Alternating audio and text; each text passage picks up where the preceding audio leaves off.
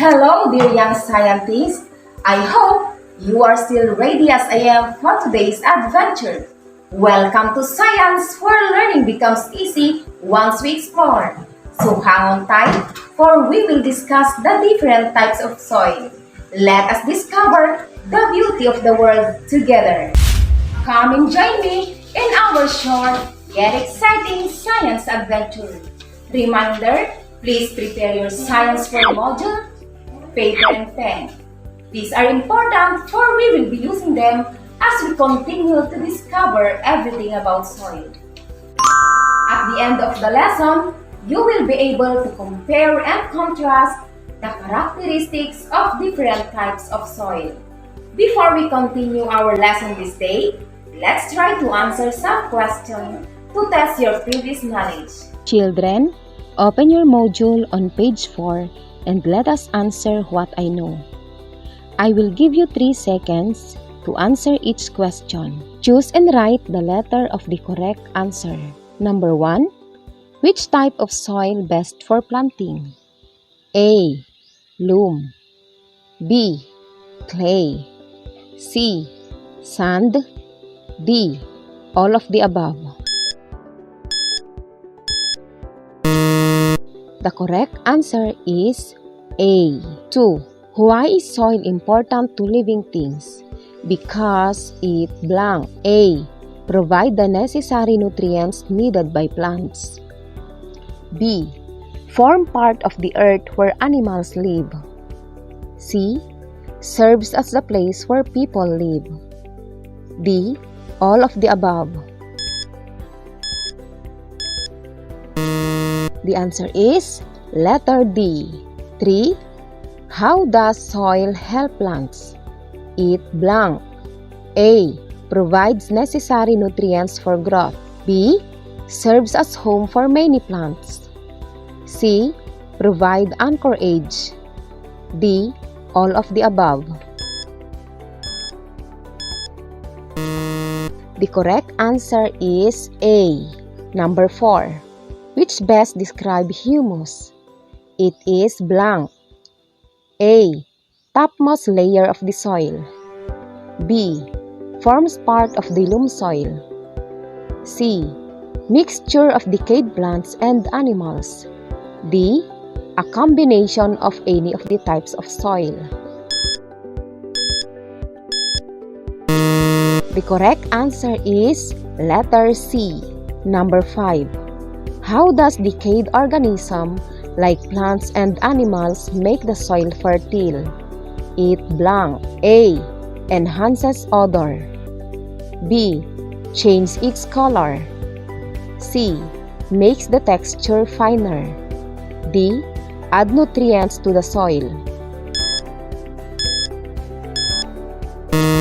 The correct answer is letter D. Number 6. What kind of soil has small particles which make it bad for growing plants because it has no drainage? A.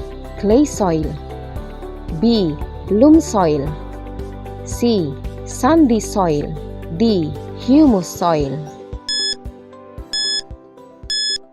The correct answer is A. Number 7. What kind of soil that is made up of different types of soil with varying amounts mixed together? A. Clay soil. B. Loam soil. C. Sandy soil. D. Humus soil. The correct answer is letter B. Number 8. Mang Danilo plans to use a type of soil where humus is found in his garden. Which soil is the best to use? A. Clay soil. B. Loam soil. C. Sandy soil. D. All of the above.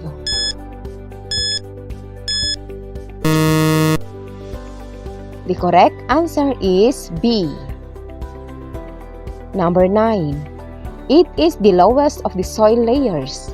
No plant life can survive in this layer. A. Topsoil. B. Subsoil. C. Bedrock. D. parent rock. The correct answer is letter C. Number 10. It is the outermost layer which is made up of sand, clay, and humus called loam. It is where most plants grow. A. Topsoil. B. Subsoil. C. Bedrock. D. All of the above. The correct answer is letter C. We're done with the pre-test. Good job! Let's continue. Let's move on in what's in on page 5. I will give you 3 seconds to answer. Almost of the part of the earth where we are living are all covered with soil. Let me see if you know the places where soil is present. Write check before the number. Number 1, C.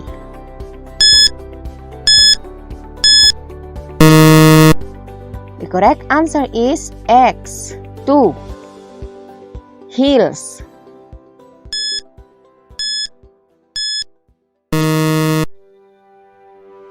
Check. 3. River.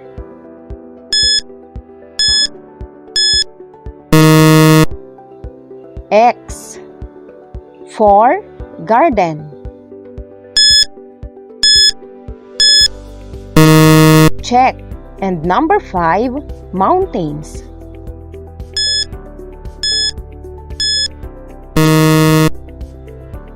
The answer is check. Name the soil shown in the screen. Choose your answer in the parentheses. The choices are loam, sandy, clay. Number 1,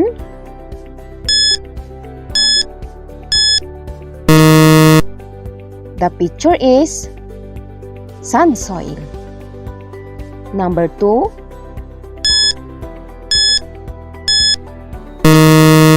the picture is loam soil. Number 3,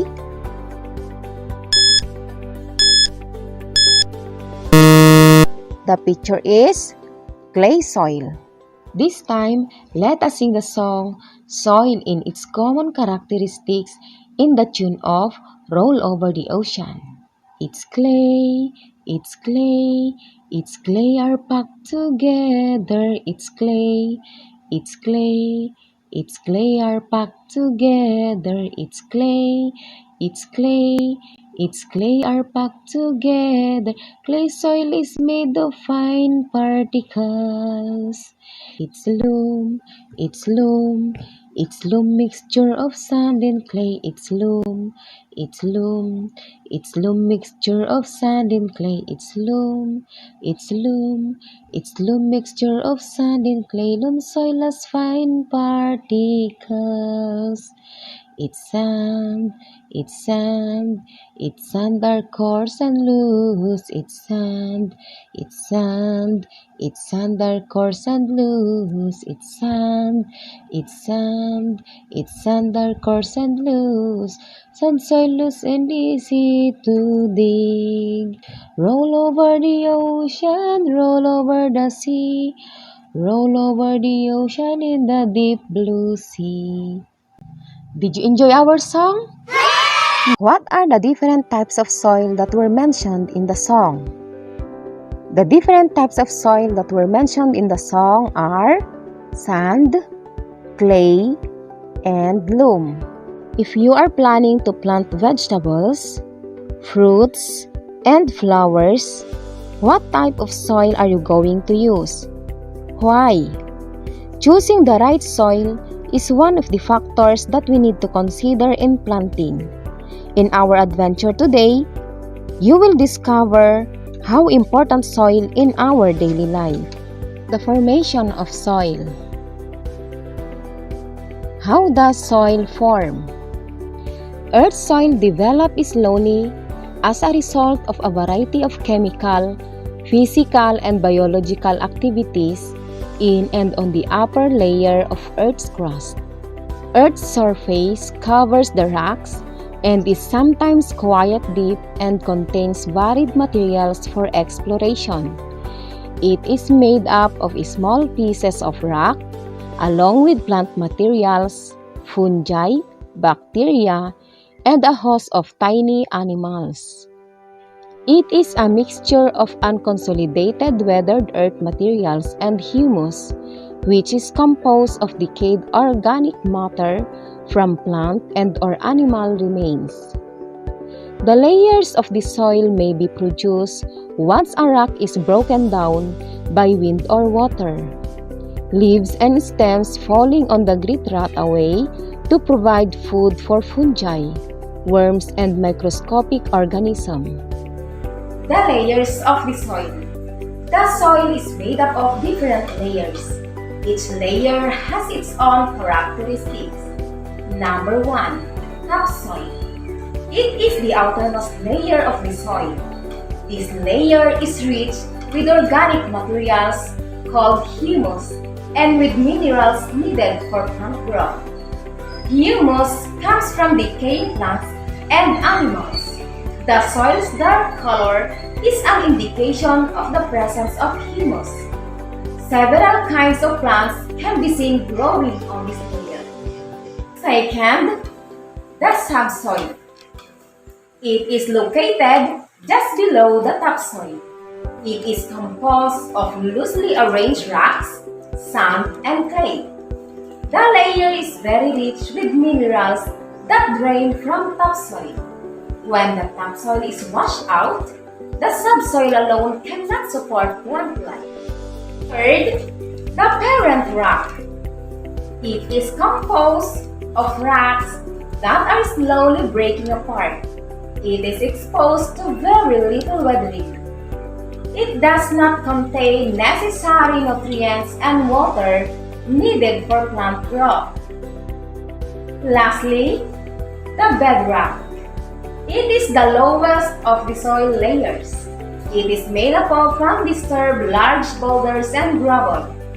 This layer contains materials good for constructing buildings and making roads. No plant life can survive in this layer. Different types of soil. Number 1. Sandy soil. It is usually made up of granules of mineral and rock, which has large spaces between its particles, allowing easy flow of water and mineral into it. Growing root vegetables like carrots and parsnips grow well in sandy soil. Cactus, aloe vera, and oregano grow well too. Number 2. Clay soil. It has small particles with little space in between, which makes it bad for growing things because it has no drainage where water tends not to be able to escape. And it is difficult for the root systems to break through with its layer. Moistened clay soil feels sticky, rolls up easily, and can form into a ball or sausage-like shape. When clay soil is dry, it becomes hard. When it is wet, it feels sticky. Number 3. Loam soil. Loamy soil is made up of different types of soil with varying amounts mixed together. It holds water well because of the heavy grittiness given from the sand with good drainage so that water doesn't build up too much and not plant's roots at the same time. Loamy soil is the ideal soil for gardening and can be bought at leading supply stores. The characteristics of soil.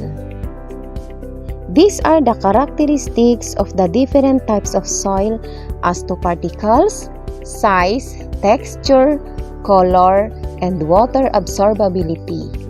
Number 1. Sandy soil. The particle of sandy soil is coarse. The size is small. The texture is gritty, light gray color, and the ability to absorb water is poor. Second, loam soil. The particles of loam soil is mostly sand. The size is smaller than sand. The texture is soft, dark brown color, and the ability to absorb water is best. Next is clay soil. The particle of clay is the smallest. The size is also the smallest.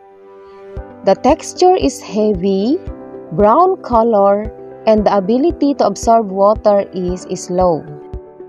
Now that you know about the formation of soil, layers of the soil, different types and characteristics of soil, let us practice your learnings today.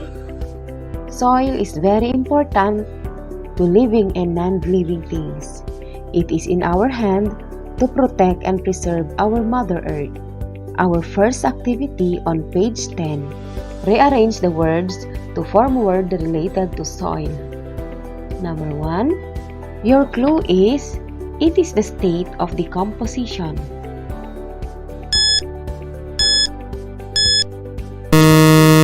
The correct answer is decay. Next word.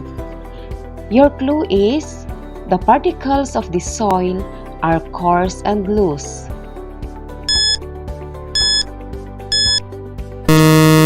The correct answer is sand. Next word. Your clue is, it is the ideal soil for gardening.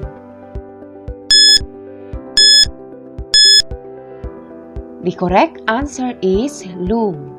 Next word. Your clue is, the particles of this soil are packed together.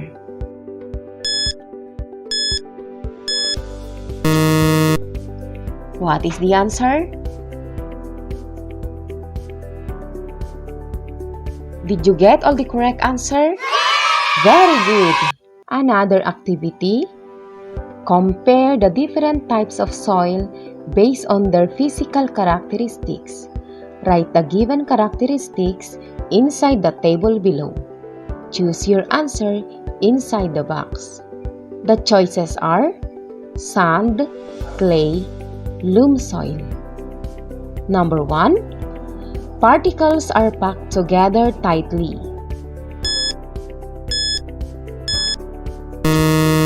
Number 1 is under clay soil.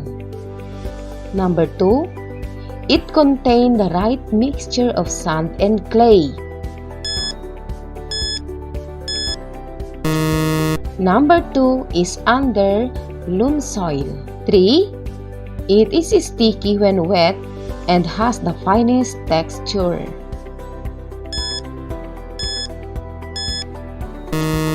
Number 3 is under clay soil. Number 4, water can easily pass through between soil particles. Number 4 is under sandy soil. Number 5, it contains large amount of decaying plants and animals.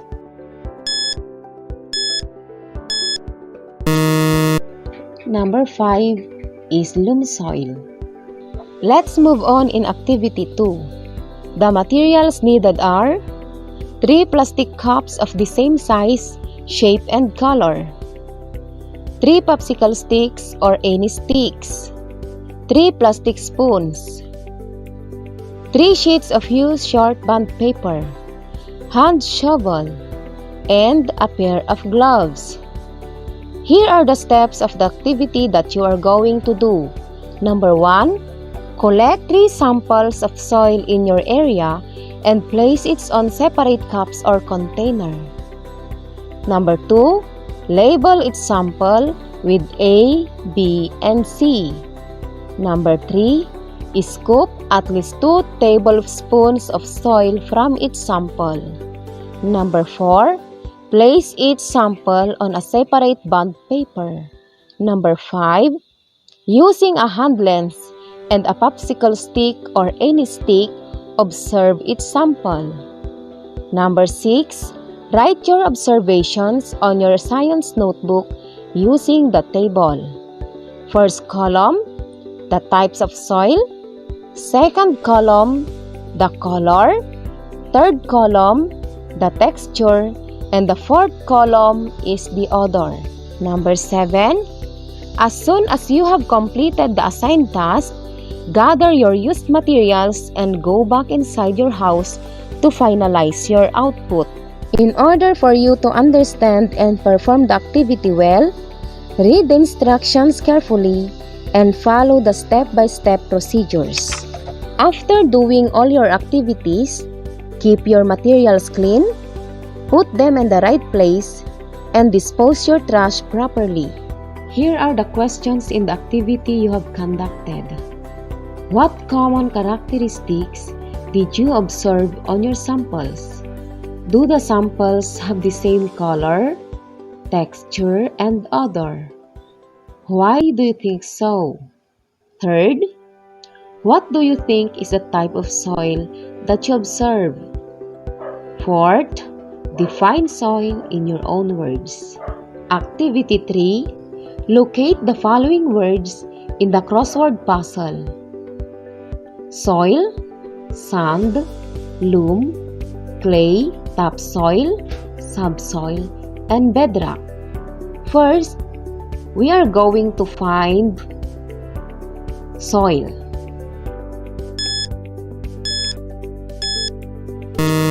Where is soil? There. Second word is sand.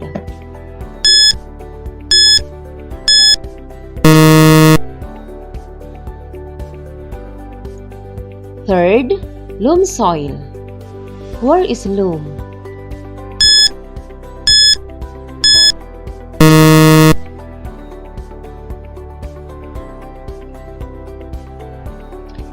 Find the word clay. Next word, topsoil.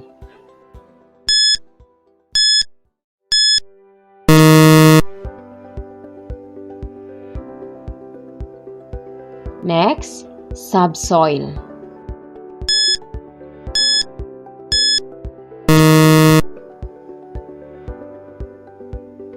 Next, bedrock. Where is bedrock?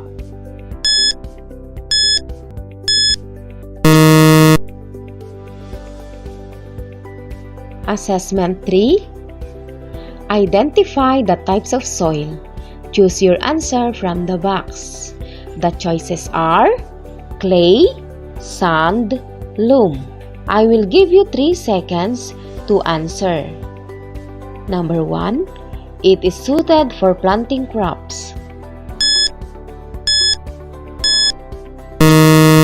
The answer is loam soil. Next, it is a mixture of sand and clay.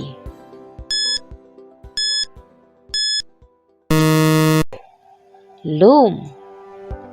Particles are coarse and loose.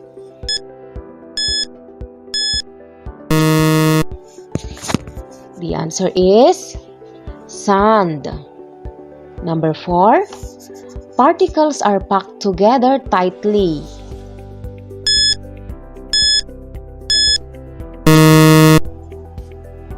The answer is clay soil.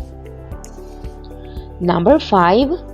It is sticky when wet and has the finest texture.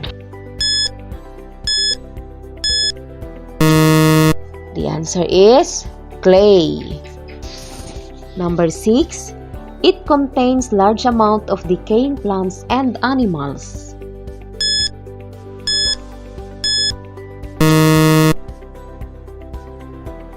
The answer is loam soil. Let's proceed to letter B. Identify the layers of the soil. Choose your answer from the box. The choices are topsoil, subsoil, parent rock, bedrock. Number 7. It contains the humus.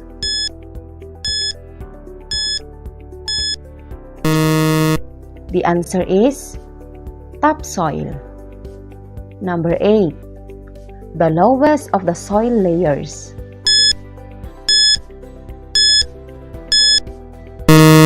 The answer is bedrock. 9. It is located just below the topsoil.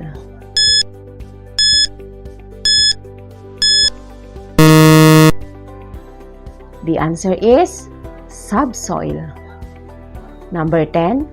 It is composed of rocks that are slowly breaking apart.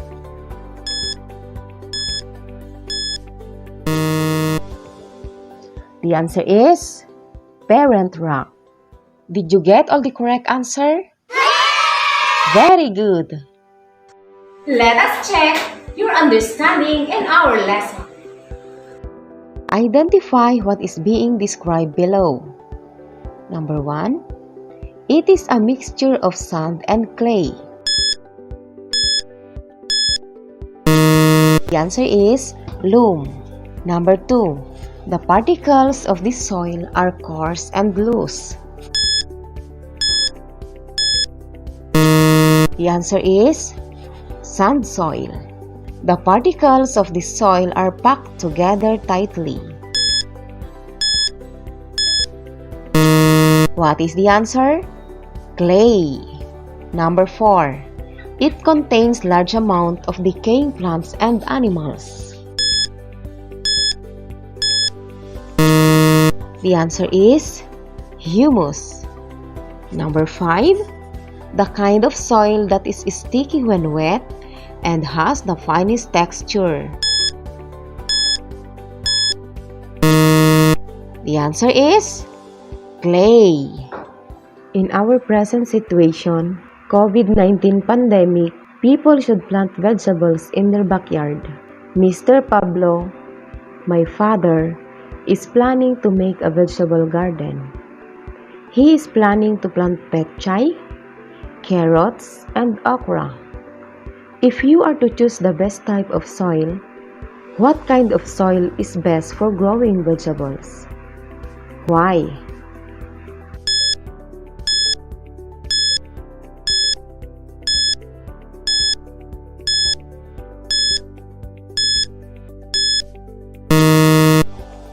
The best type of soil is loam soil. It is best for the plants to grow. Let's move on to post-assessment. Read each questions carefully. Encircle the letter of the correct answer. I will give you 3 seconds to answer each question. Number 1. Which soil holds much water? A. Clay. B. Loam. C. Sand. D. All of the above.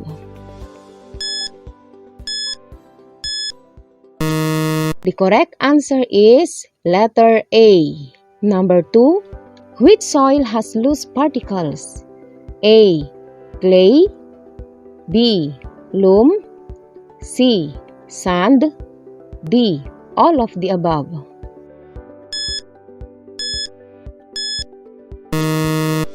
The correct answer is letter C. Number 3.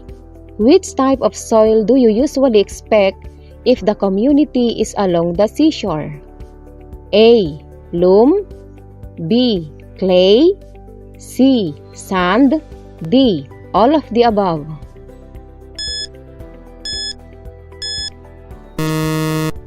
The correct answer is letter C. Number 4. In which layer of the soil do we usually find loam? A. Topsoil. B. Subsoil. C. Bedrock. D. Parent soil.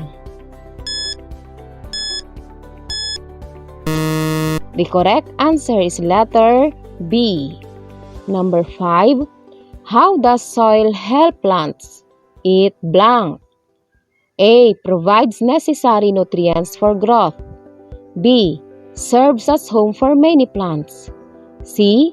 Provide anchorage. D. All of the above. The correct answer is letter D. Number 6. How does decayed organism like plants and animals make the soil fertile? It blank. A. Changes its color. B. Enhances odor. C. Makes the texture finer. D. Add nutrients to the soil.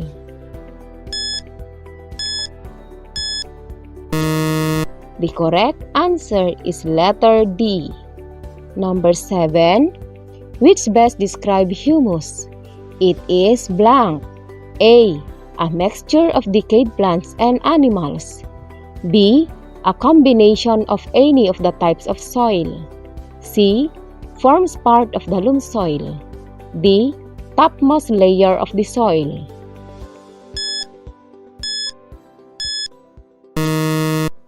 The correct answer is letter A. Number 8. How many types of soil are there? A. 1.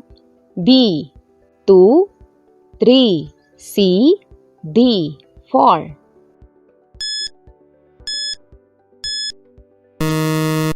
The correct answer is letter C. Number 9. What consists of mixture of weathered rock which is ground into powder, mineral, and a variety of living and dead life forms? A. Boulders. B. Humus. C. Rocks. D. Soil.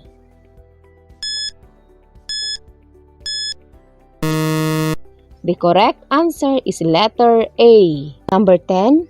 If you are going to plant cactus and oregano, what type of soil will the plants grow best? A. Clay soil. B. Loam soil. C. Sandy soil. D. All of the above.